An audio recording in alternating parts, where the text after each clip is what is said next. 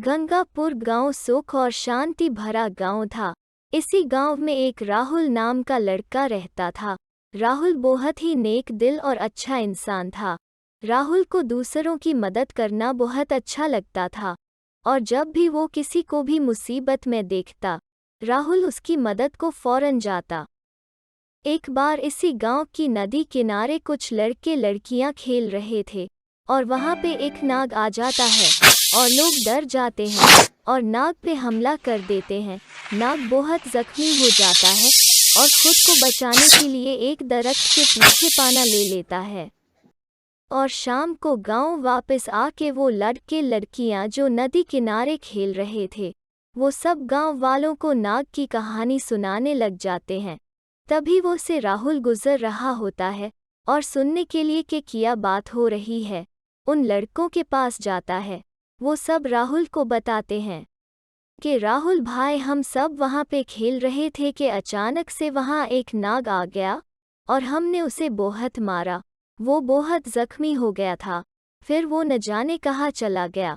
राहुल ये सब सुनकर उसे बहुत बुरा लगता है और वो फौरन ही नाग को ढूंढने और उसकी मदद करने के लिए निकल पड़ता है। राहुल पहले जंगल से गुजरते समय जंगल में ढूंढता है, उसे नाग वहां नहीं मिलता। फिर वो ढूंढते ढूंढते नदी के पास पहुंच जाता है। राहुल नाग को ढूंढने में लग जाता है और काफी देर ढूंढने के बाद राहुल को नाग एक दरख्त के पास बेहोश मिलता है। राहुल नाग को होश में लाने के लिए सबसे पहले नदी से पानी लाता है और नाग को पिलाता है। पानी पीने के बाद नाग कुछ होश में आता है। राहुल भाग के एक कटोरी में दूध लेके आता है और नाग को पीने को देता है।